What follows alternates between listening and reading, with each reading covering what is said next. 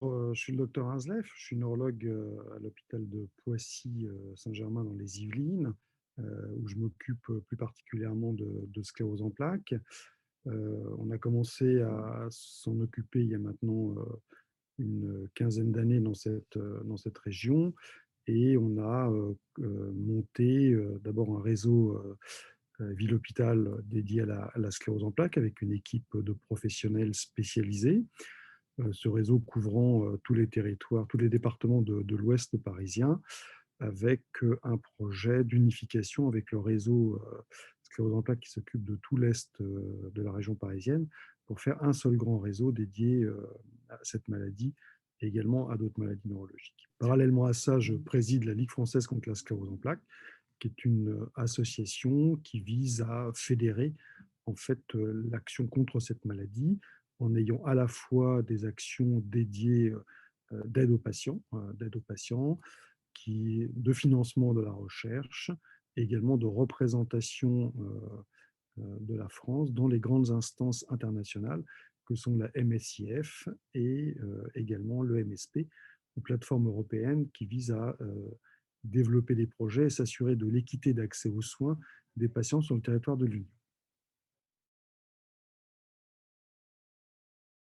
Principales avancées pour le diagnostic de la sclérose en plaques reposent sur l'utilisation de l'IRM,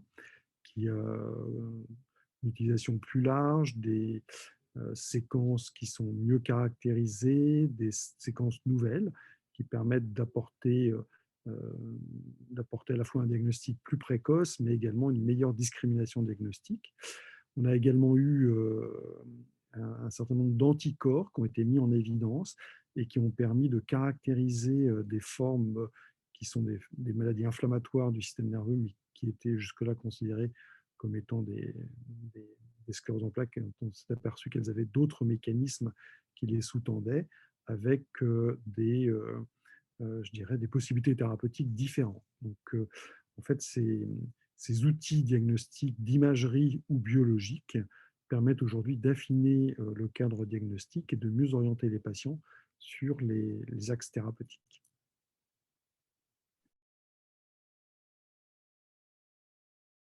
La sclérose en plaques a bénéficié au cours des 15 dernières années d'une véritable révolution thérapeutique, avec d'abord l'arrivée des immunomodulateurs, puis ensuite des anticorps monoclonaux, et maintenant de plusieurs familles d'immunosuppresseurs. Donc on est passé dans une ère thérapeutique. C'est une maladie qui n'était pas soignable, qui est devenue une maladie qu'on arrive à stabiliser dans un nombre de cas quand même assez important. Il y a encore des formes qui ne bénéficient pas suffisamment de cette révolution thérapeutique, mais on a des nouvelles molécules qui sont très intéressantes en développement, qui ont des actions, des cibles nouvelles et qui apportent beaucoup d'espoir pour l'avenir de l'ensemble des formes de sclérose en plaques.